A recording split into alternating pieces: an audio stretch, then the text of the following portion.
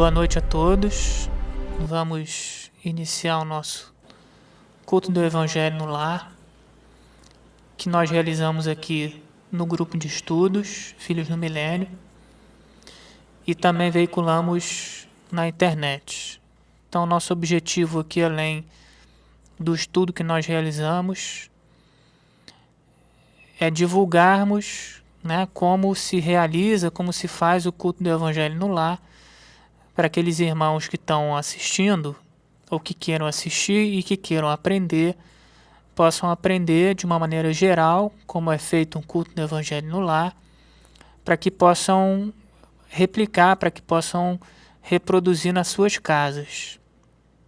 Porque o culto do Evangelho no Lar é uma importante ferramenta que o Espiritismo oferece para a gente poder harmonizar a nossa casa, harmonizar aqueles que vivem no ambiente daquele lar, e a gente sabe que muitas vezes essa harmonização, esse benefício espiritual, acaba atingindo até outras residências também.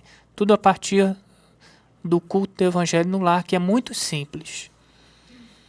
Então nós vamos iniciar o nosso culto do Evangelho, que varia às vezes um pouquinho de pessoa para pessoa, mas que de maneira geral é um estudo, uma reflexão sobre o Evangelho, a moral de Jesus. E hoje a gente vai abrir com uma página que hoje a gente está usando e vai utilizar o livro Vinha de Luz, do Emmanuel, psicografado pelo Chico Xavier, da FEB. E eu vou pedir para a nossa irmã abrir o acaso para que o Eli possa fazer a leitura.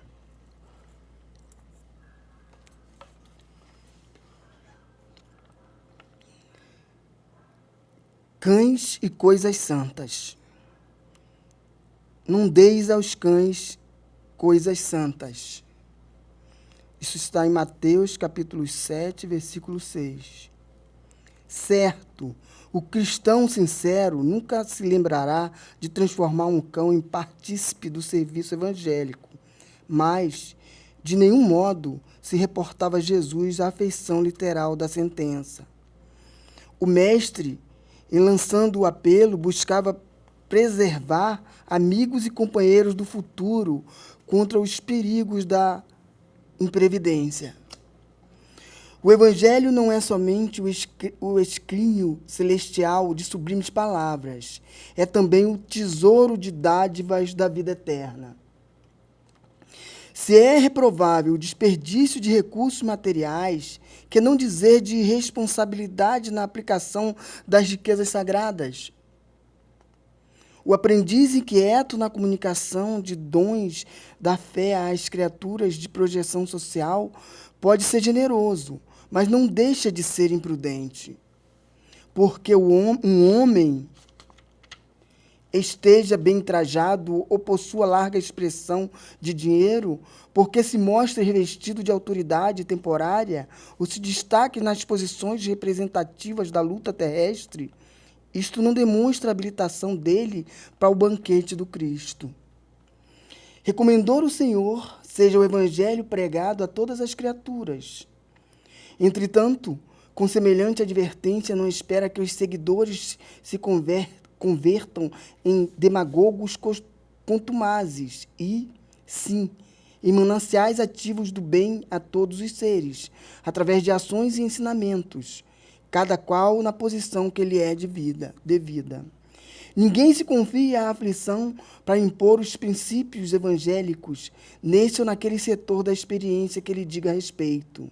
Muitas vezes, o que parece amor não passa de simples capricho e, em consequência dessa leviandade, é que encontramos verdadeiras maltas de cães avançando em coisas santas. Vamos então, nosso irmão deixa marcado ali, e vamos iniciar o nosso trabalho com uma prece, com uma oração, como habitualmente fazemos, elevando nosso pensamento, fechando os nossos olhos, fazendo contato com os nossos amigos espirituais. No nosso caso aqui, os irmãos dirigentes desse trabalho que realizamos, que é comandado por eles. Agradecidos por essa oportunidade de estarmos reunidos em nome do Cristo, a fim de aprendermos mais um pouco sobre as suas lições, sobre as suas falas, sobre o seu exemplo, tendo a oportunidade de refletir, de conversar em como podemos e devemos aplicar esses ensinamentos, essas lições na nossa vida pessoal, no nosso convívio, na nossa sociedade. Agradecidos ao nosso Senhor Jesus, que é o nosso governador planetário, que comanda todos os trabalhos realizados em todas as religiões, em todos os templos, onde impera o amor, a boa vontade. E aqui no nosso rede, na nossa casa de luz, onde com certeza esses irmãos, como o irmão Demétrios, o irmão Tiago, chefe espiritual da nossa casa, nos ampara, nos protege e nos dá possibilidades como essa, de aprendizado e de envolvimento espiritual. Tão felizes por tudo isso que já se faz entre nós, por tudo aquilo que se fará entre aqueles irmãos que assistirão esse culto na internet. Pedimos a permissão maior do nosso Pai, aquele que nos deu a vida e que a mantém, a fim de que possamos iniciar o nosso culto do Evangelho no lar. Graças a Deus. Então, nesse momento, nós vamos fazer a abertura do Evangelho no lar. Podemos fazer essa abertura como nós falamos. Fazemos um estudo. Podemos fazer um estudo sequencial do Evangelho, ou até de outras obras, ou abrimos ao acaso, tá? Para reflexão. Vamos aqui, como fazemos sempre, abrir ao acaso, para ver que lição que a espiritualidade traz para nós.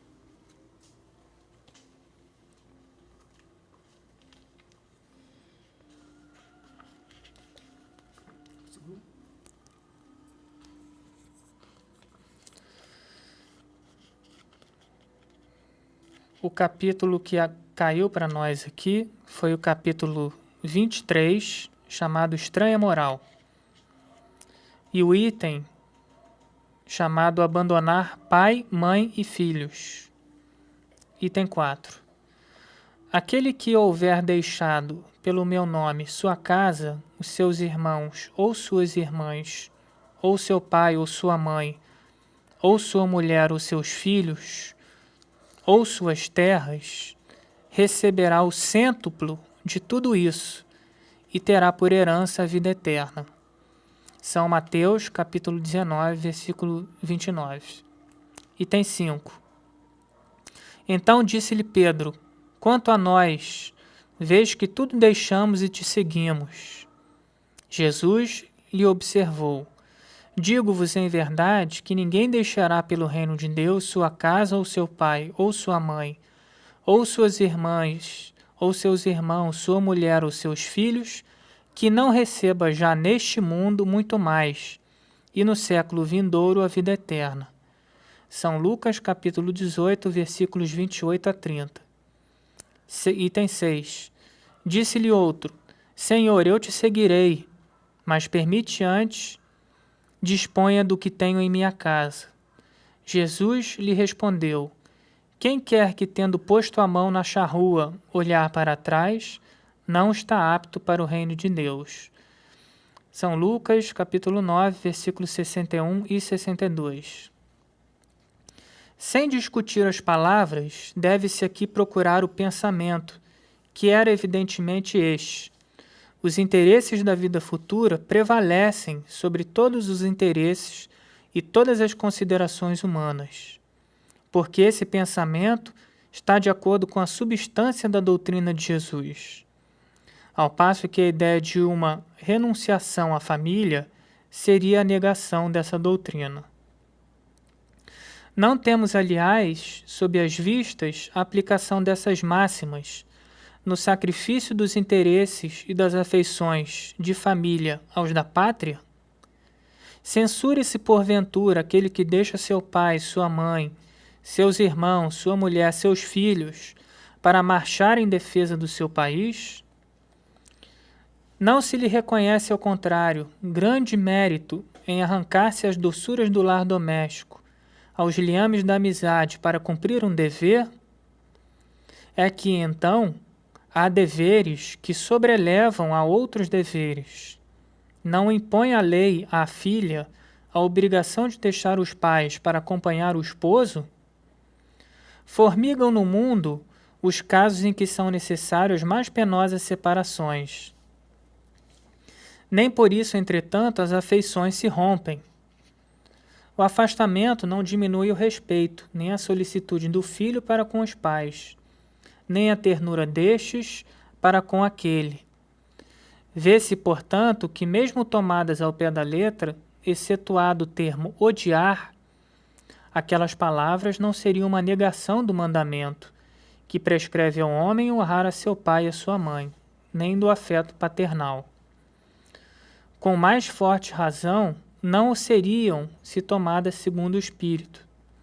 Tinham elas por fim mostrar, mediante uma hipérbole, quão imperioso é para a criatura o dever de ocupar-se com a vida futura. Aliás, pouco chocantes haviam de ser para um povo, e numa época em que, como consequência dos costumes, os laços de família eram menos fortes do que no seio de uma civilização moral mais avançada. Esses laços, mais fracos nos povos primitivos, fortalecem-se com o desenvolvimento da sensibilidade e do senso moral. A própria separação é necessária ao progresso. Assim, as famílias, como as raças, se abastardam, desde que não se entrecruzem, se não enxertem umas nas outras.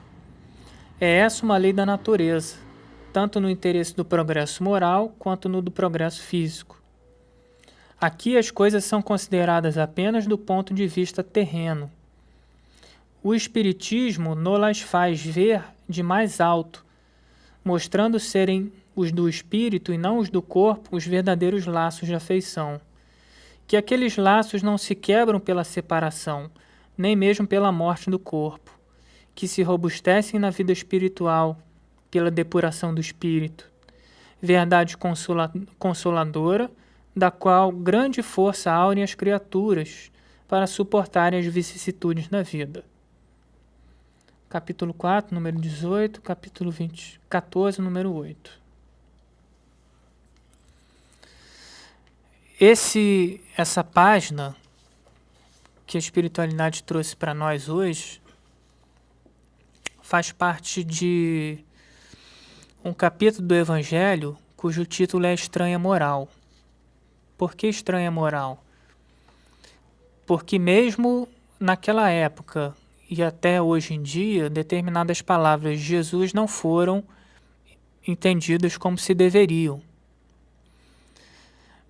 E aí a gente vai fazer essa reflexão, e vocês vão fazer também, de que Jesus, falando isso que ele falou, né, que necessário seria, entre aspas, odiar pai e mãe e filhos, se quisesse seguir ou buscar o reino de Deus, ele não estava falando nada contrário à família.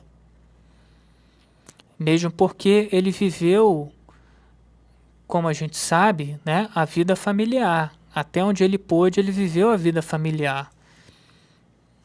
Nós falávamos isso, estudávamos isso há pouco tempo, de que Jesus ele foi o arrimo da família depois que José, seu pai, desencarnou.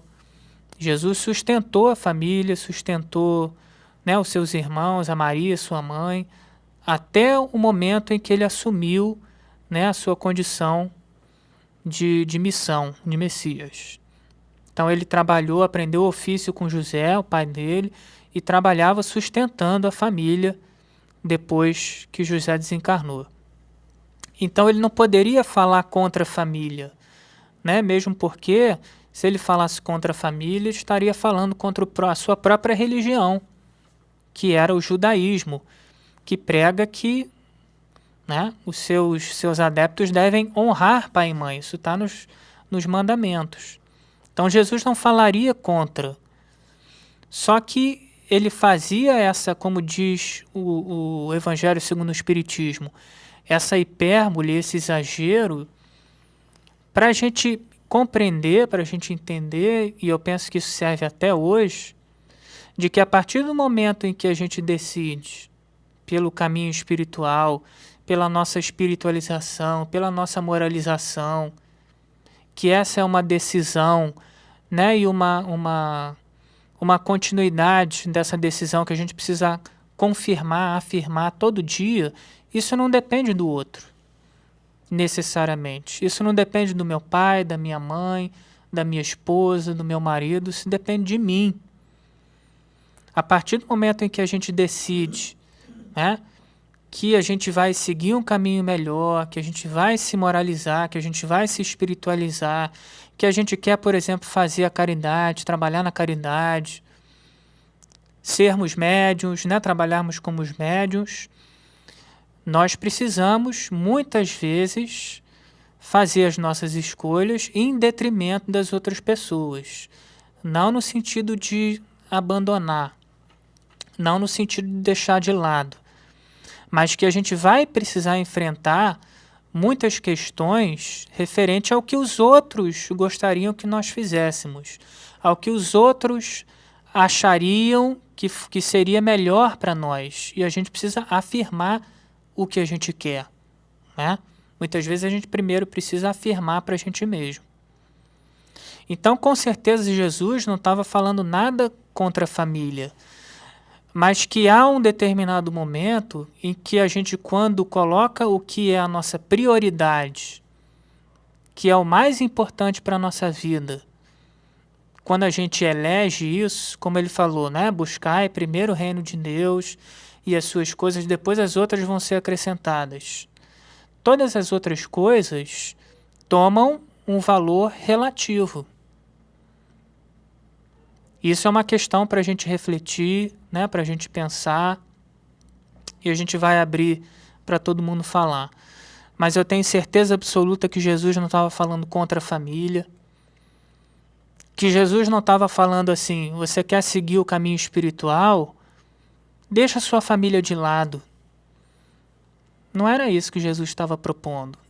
Naquele momento, aqueles primeiros discípulos, né, para aquele contexto, para o início da divulgação, provavelmente tinham que fazer isso. As duas coisas não poderiam andar juntas, né? Mas para nós não. Como é que eu vou abandonar minha família, abandonar o meu dever, que é um dever, é um dharma, né, que eu venho nessa existência para cumprir, que é viver em família, que é ter a minha esposa, o meu marido, os meus filhos, buscar o sustento material da casa, compor, e abandonar tudo isso para seguir o caminho espiritual? Eu penso que Jesus não estava convidando ninguém a fazer isso. E muitas vezes, muitas pessoas confundem isso, né? Em detrimento do meu trabalho espiritual aqui, deixa a minha família de lado. Em detrimento das minhas, como aqui na nossa casa acontece. Para eu conseguir trabalhar como médium, eu vou passar por cima de tudo, até da minha família. Vou deixar a minha família de escanteio. Eu estou cometendo um erro. Essa é a realidade, porque antes do trabalho, da caridade, tem o meu dever fundamental como pessoa, como homem, né, como cidadão. Mas essa questão eu vejo como uma questão íntima. A partir do momento em que eu decido isso, eu vou precisar muitas vezes enfrentar, né, obstáculos até dentro da minha família. E que eu vou precisar reafirmar, afirmar, confirmar. Tá? Quer falar? O cerne da questão é você tentar fazer uma conciliação, né? Você não pode nem ser tão só para o lado religioso e esquecer a sua família. As coisas têm que ser conciliadoras. Não adianta você aprender uma coisa e praticar outra, né? O seu coração não fica em paz, a sua mente te indica que você não está sendo correto, né? Então, praticar aquilo que a gente aprende. Eu penso assim. Não por acaso o tema, eu acho que o tema ele se congrega até o que a gente vem estudando. A necessidade da nossa reforma íntima num contexto de evolução, a necessidade do nosso desenvolvimento num contexto de crescimento espiritual de cada um de nós, aquele crescimento que é de dentro para fora, aquele crescimento que o elemento fundamental, importante é a nossa própria reflexão. O texto do Evangelho ele fala claramente que é uma hipérbole. Hipérbole significa exagero. Então, ele fala claramente que a vida futura é o grande lance, porque somos viajandantes de uma estrada de evolução. Somos um planeta no processo de evoluir. O universo caminha e evolui eu diria, num processo sincronizado. Nós não seríamos diferentes. Então, isso é a vida futura. Isso é o momento seguinte. Evidentemente que esse exagero no ensinamento tem um caráter de, olha, acorda, levanta e anda. Nós não estamos aqui por acaso. Então, ele exagera um pouco. Mas o nosso destino é a evolução, o nosso caminhar é a evolução. Mas a administração disso compete a cada um de nós. De que forma vamos fazer isso? De que maneira vamos desenvolver isso? Será que eu vou ter que deixar a casa, os amigos, os parentes para ser evoluído? Evidentemente que não. Não é essa a pregação, não é esse o intuito, não é essa a visão. Mas a visão é, se estamos aqui, recebemos a graça de Deus de vivermos em sociedade.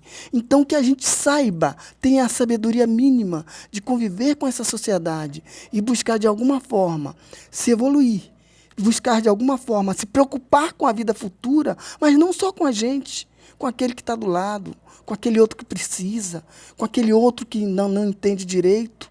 E aí a gente vê a conexão, mesmo que sutil, do segundo texto, quando ele diz lá no final assim, ninguém se confia à aflição para impor os princípios, mas ele diz mais adiante, mais atrás, se você não dê a desculpa de não entender ou de não fazer o Evangelho, como ele fala, não deis aos cães as coisas santas.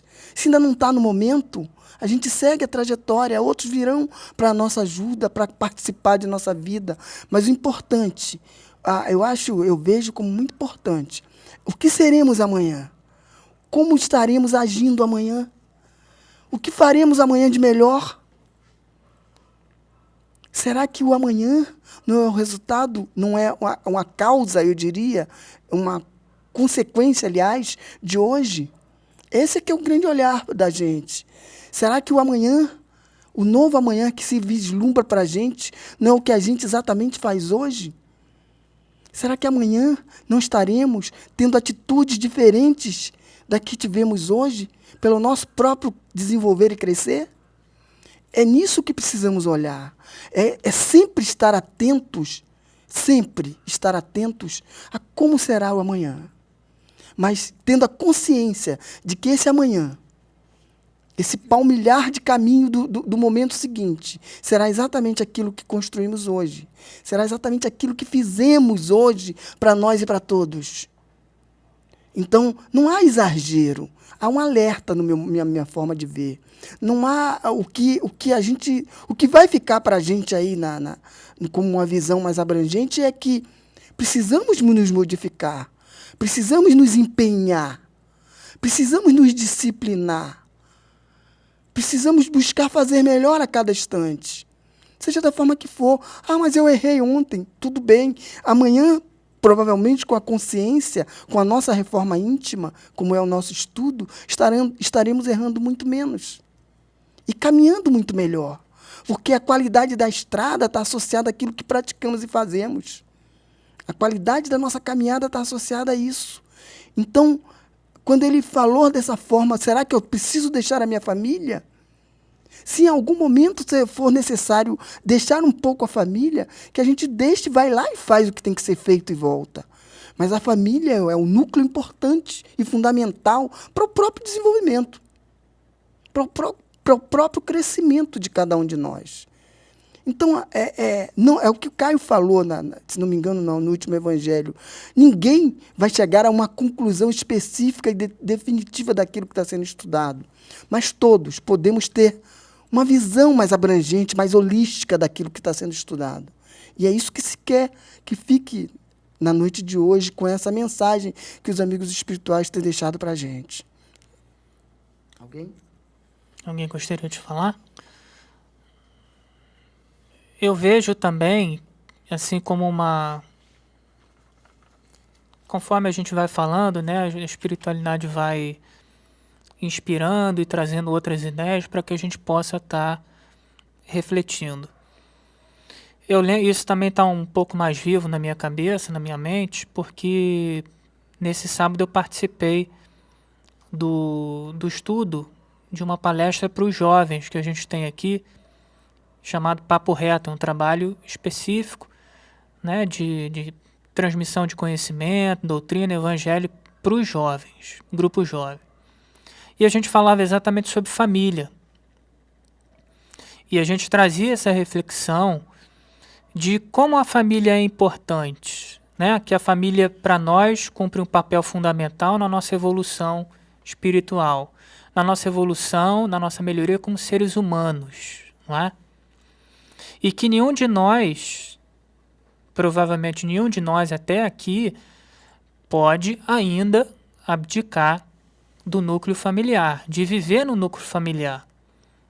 Eu não posso abdicar de viver junto com a minha família, né, de viver com a minha esposa, com os meus filhos, em detrimento de um pretenso caminho espiritual. Eu não posso fazer isso. Há seres iluminados que já vieram para a Terra que abdicaram da família. Não precisaram da família, né? Então a gente tem desde os exemplos mais distantes até os mais atuais. Um dos mais atuais é o próprio Chico Xavier, o próprio Divaldo, não é? A irmã Dulce, que tiveram sua família, provavelmente honraram seus laços, mas num determinado momento, né, ficou um pouco de lado. Porque o caminho espiritual, de espiritualização, já era maior do que o círculo familiar. Então, comparando, para aprender a amar, eu preciso, além, né, no meu caso, de uma religião, de um templo, de uma casa, de um trabalho de caridade, eu preciso muito ir antes da minha família. Porque ali estão os rudimentos do aprendizado de amor, para mim, mais importantes. Claro, nem sempre eu tenho isso claro e nem sempre isso é traduzido na prática, no meu caso. Mas eu tenho isso como consciência de que o meu aprendizado maior está na família. E a gente precisa perceber uma das lições, talvez que Jesus esteja passando para a gente, como ele sempre colocava tudo de uma maneira profunda, né, além do tempo, que o aprendizado do amor para o ser humano, ele não está só na família, ele vai além da família. Ele vai além da família. Então aquelas pessoas, que a gente pode, né, analisar sem querer julgar, tentando não julgar. Não, porque eu amo minha mãe, meu pai, meus filhos, eu não preciso fazer mais nada. Isso é uma restrição. Porque a gente sabe que a gente vai ter que desenvolver o nosso amor até o ponto de a gente amar, como meu pai dizia, o nosso vizinho, né, como a gente ama a nossa mãe. Que a gripe do vizinho seja tão importante como a pneumonia do meu filho. Ele falava isso, não é? Então o nosso amor vai ter que chegar e vai chegar nesse estágio, nesse ponto, porque é a força da lei. A lei do progresso está nos impulsionando para isso. Então Jesus estava falando que vai chegar um determinado momento em que o nosso amor, o desenvolvimento do nosso amor, ele vai chegar muito além de um núcleo familiar, né? de uma relação familiar, de uma relação de sangue. Eu não vou precisar mais de um laço de sangue para amar uma outra pessoa. Hoje, muitas vezes, eu ainda preciso. E a gente sabe que, às vezes, naquele laço de sangue, não é? Que a gente, às vezes, tenta transformar num amor, mas de um passado, distante ou não, ali está um laço de ódio.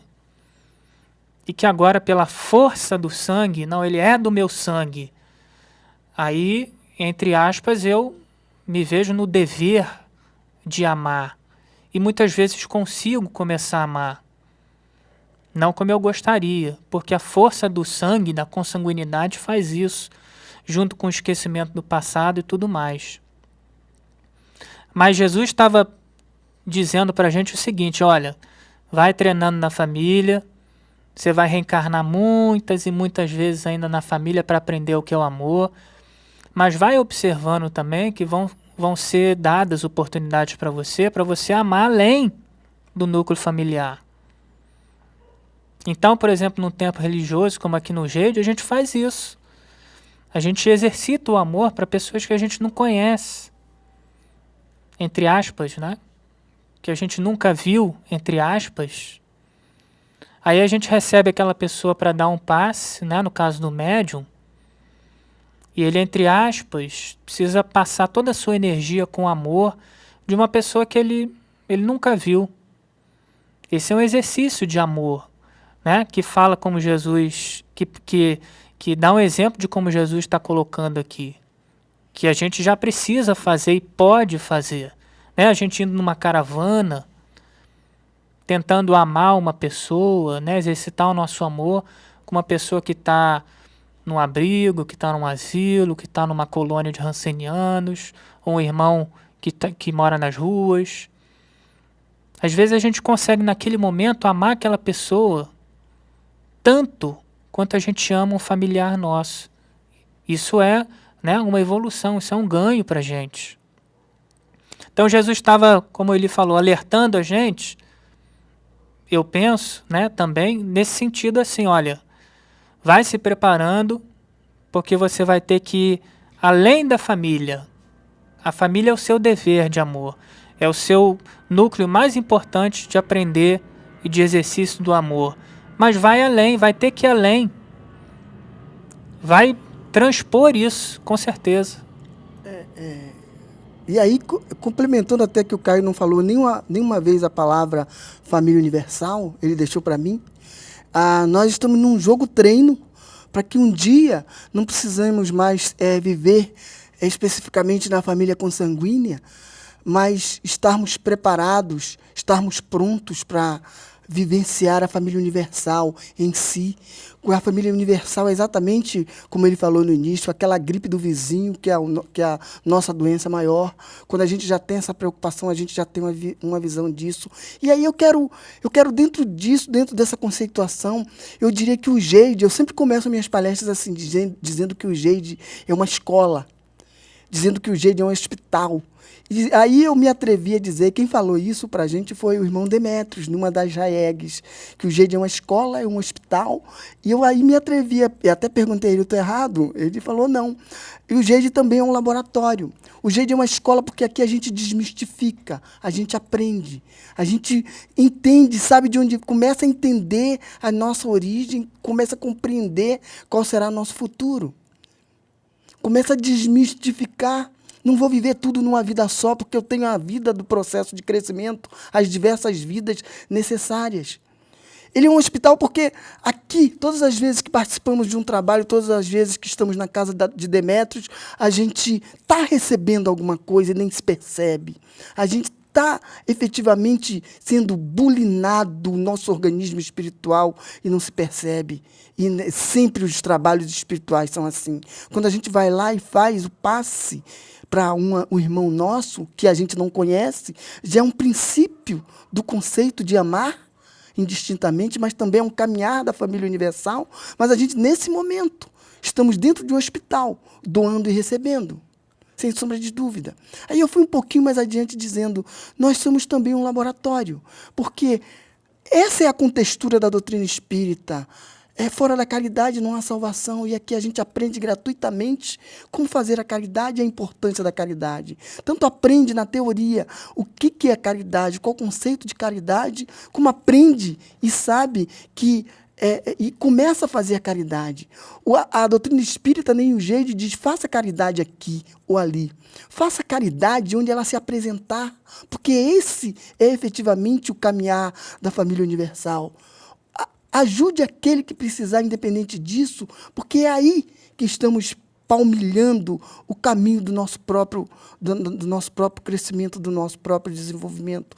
Então, olha como há um fechamento dentro disso, e a gente aguarda ainda para incluir o texto quando a gente diz, se você vai lá e leva o evangelho, se você vai lá e ensina o evangelho, e aquela outra pessoa ainda não conseguiu entender a importância do evangelho, fica tranquilo, dia virá que um outro ou você mesmo poderá ajudar.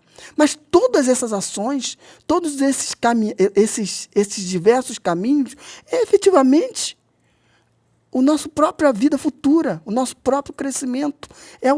Eu diria que é o resumo do que a gente está vendo hoje. Então, um dia virá que teremos todos o entendimento do significado e da importância da família universal numa visão de planeta Terra, numa visão de irmandade maior. E é isso que se busca. Isso é a vida futura.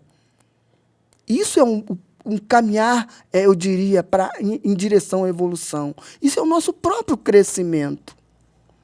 Então, eu costumo sempre terminar os meus textos assim, dando sempre uma força para mim e para todos, porque eu me sinto o menor de todos nesse trânsito, mas com a responsabilidade de estar falando.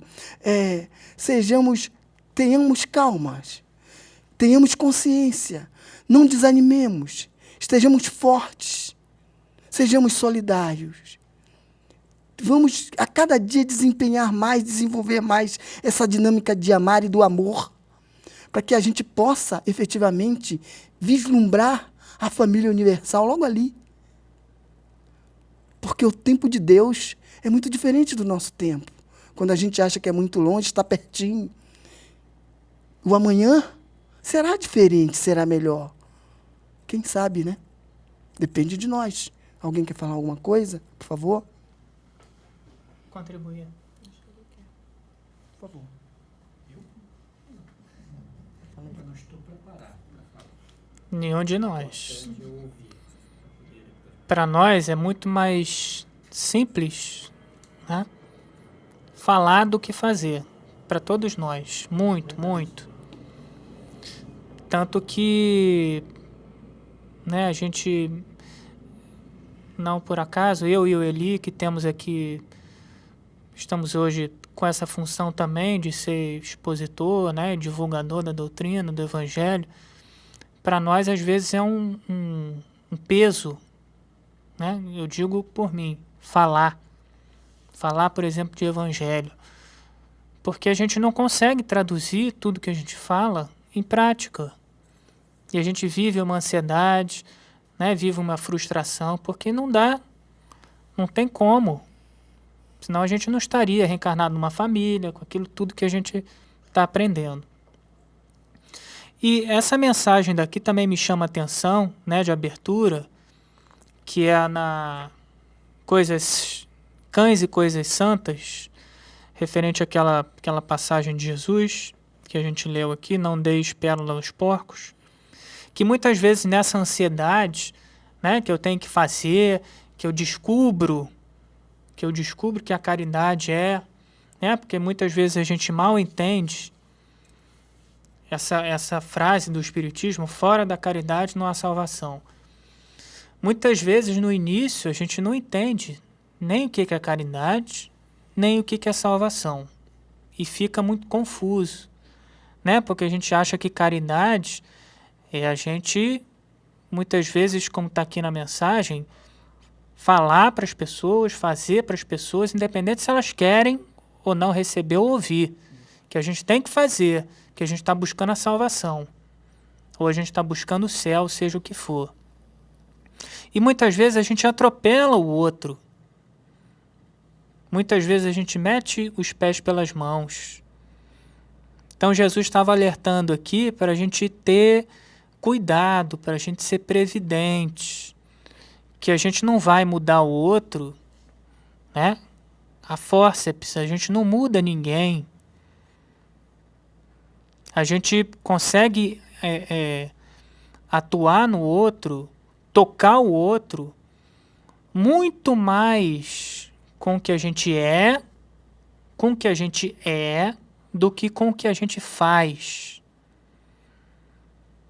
Muito mais do como a gente faz, do que a gente faz. Não importa se eu estou fazendo, né? Eu posso fazer 10 horas por semana de caridade. Como eu estou fazendo? Com que intenção? Com que amor? Claro, é válido, tem mérito, sim. É uma etapa, é um estágio, é. Mas o Espiritismo, como falou Eli, vai clareando a nossa visão, vai clareando o nosso entendimento.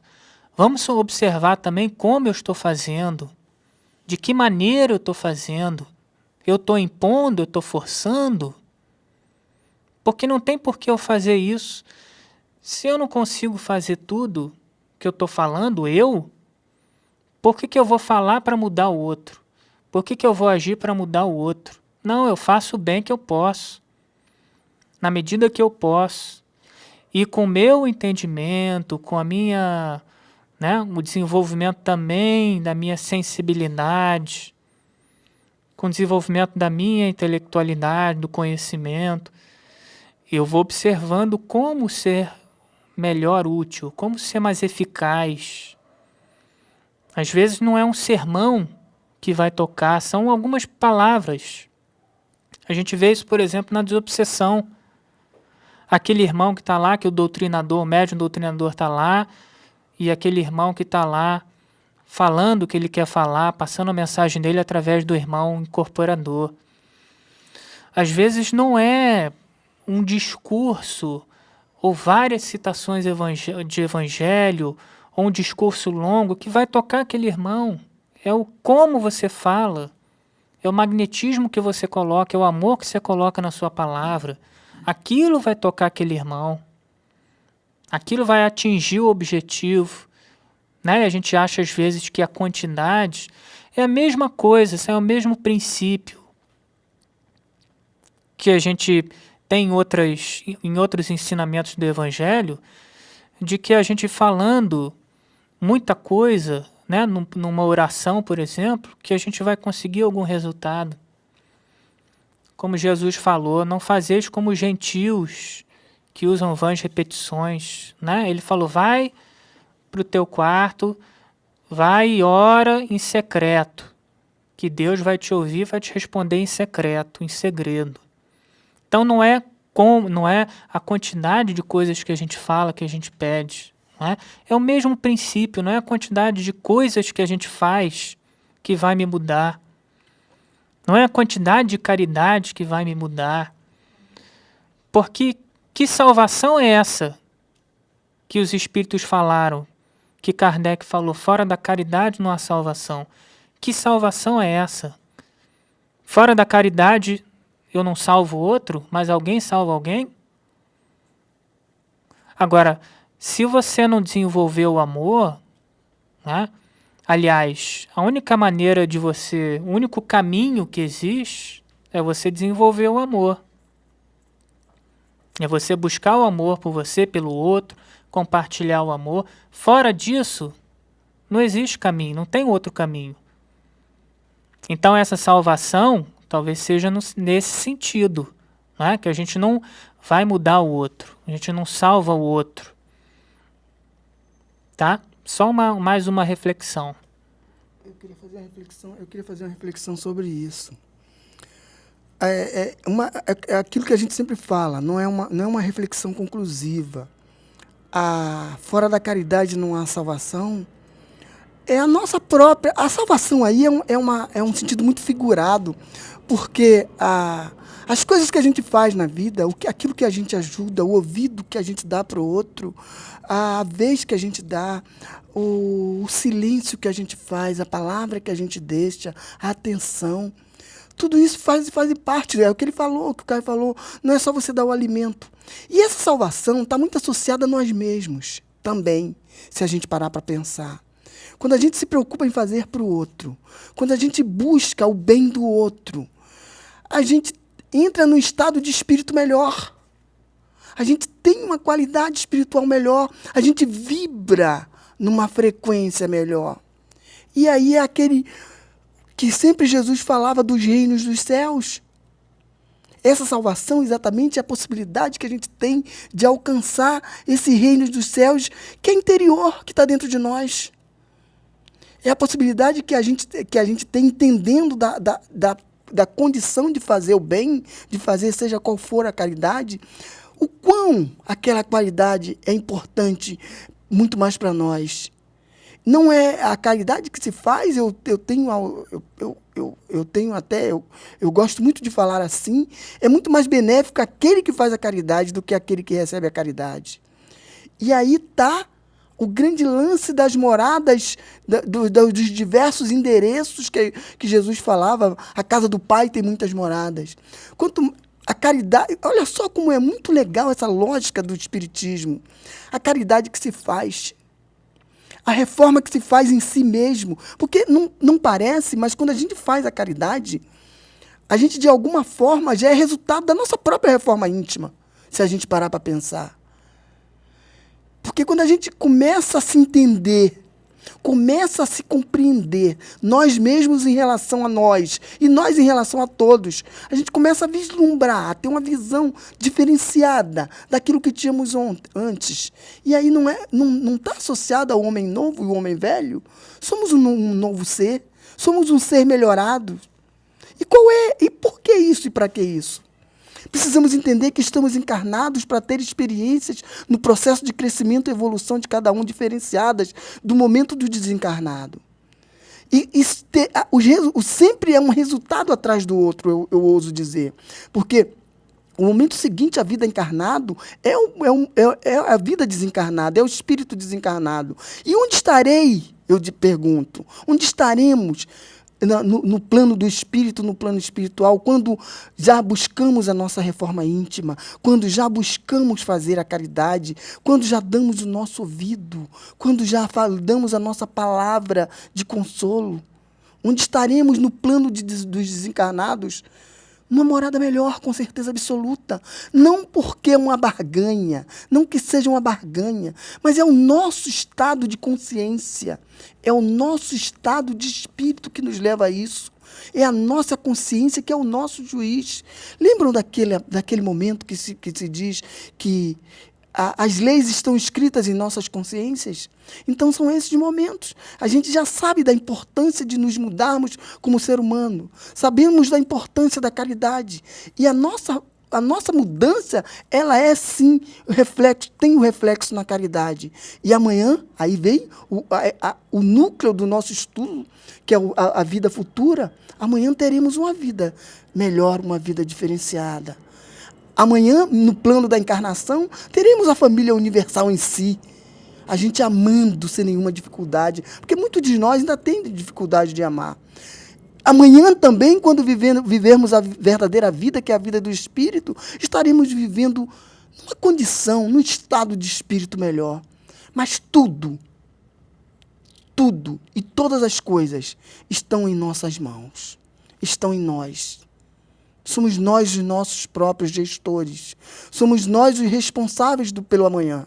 Seremos nós os responsáveis pelo amanhã do Brasil, pelo amanhã da humanidade, todos nós juntos. Seremos nós os responsáveis do nosso endereço no plano do espírito, por aquilo que somos hoje, pelo que estamos construindo hoje. Então, o que se propõe na noite de hoje?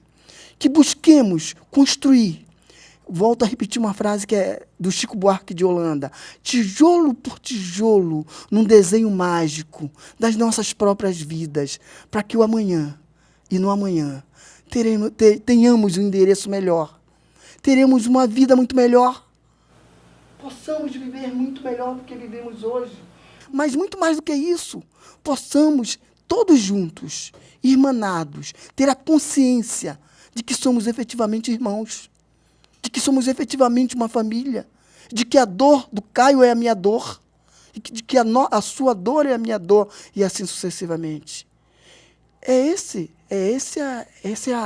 a busca, eu diria, que é a essência do nosso estudo aqui, para que a gente possa efetivamente sair daqui com alguma, eu diria, com uma semente que seja desse entendimento para a nossa vida, para o nosso caminhar. Alguém gostaria de colocar alguma coisa? Esteja à vontade. Quer falar? Então nós podemos agora encerrar. O seu irmão Eli vai encerrar. E como no culto do Evangelho sempre é feito, nós fazemos aqui, nós fazemos a prece final e pedimos a espiritualidade que fluidifique a água, né? Que nós colocamos aqui. O Nilceia está abrindo para que a espiritualidade possa fluidificar e nós encerramos nosso trabalho com a nossa prece. Eu gostaria de, encerrando, convidar aqueles que vão nos assistir eletronicamente, à distância, seja onde for, que venham para cá, que participem, que venham formar esse grande mutirão do bem-fazer e do bem-querer. Somos todos juntos somos mais fortes. Todos juntos podemos fazer mais e melhor. É a relação seara e seareiro. Aqui aprendemos na teoria e juntos aprenderemos na teoria, juntos partiremos para a prática. São tantos os que sofrem, são tantos os doentes, são tantos os necessitados. Precisamos urgentemente sair do nosso conforto e partir para a ação, partir em busca daqueles que sofrem, daqueles que precisam. Eu convido a todos que possam, que venham para cá, para o nosso lado. Precisamos dessa ajuda, precisamos dessa fraternidade, precisamos desse somatório de amor. Porque, com certeza absoluta, o amanhã será muito melhor para cada um de nós. O amanhã será diferenciado. E para encerrar, vamos fazer então a nossa prece, fechando os nossos olhos, inspirando e expirando.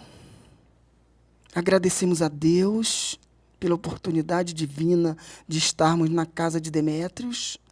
Agradecemos a Jesus pelo seu Evangelho. Agradecemos a toda a espiritualidade, especialmente ao irmão Demétrios, ao irmão Marcos, por merecermos estar aqui, por merecermos realizar esse trabalho. E imploramos misericórdia.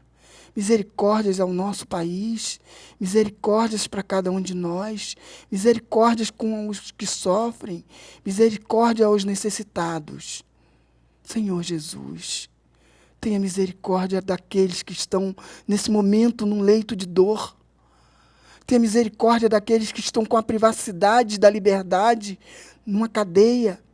Tenha misericórdia, Senhor, daqueles que não têm ainda o entendimento, não tem ainda o Evangelho, não tem a possibilidade de ter o Evangelho. Que possamos ser todos nós juntos os semeadores dessa mensagem. Que essa mensagem possa chegar efetivamente aos necessitados. Que Jesus, nosso Pai, que Demétrios, nosso irmão querido, que os amigos espirituais nos abençoe e abençoe a todos que assistirem esse trabalho na noite de hoje e sempre, todas as vezes que forem reproduzidas, que o Senhor Jesus abençoe a cada um e que cada um possa levar em seus corações o melhor possível e que cada um possa acordar para o significado da vida futura em função da vida presente. Em nome de Deus, de Jesus, de Demétrios, em nome de toda a espiritualidade aqui presente, pedimos a permissão para encerrar o estudo sistematizado da doutrina espírita da noite de hoje, através do Evangelho no lar, dando todos juntos graças a Deus.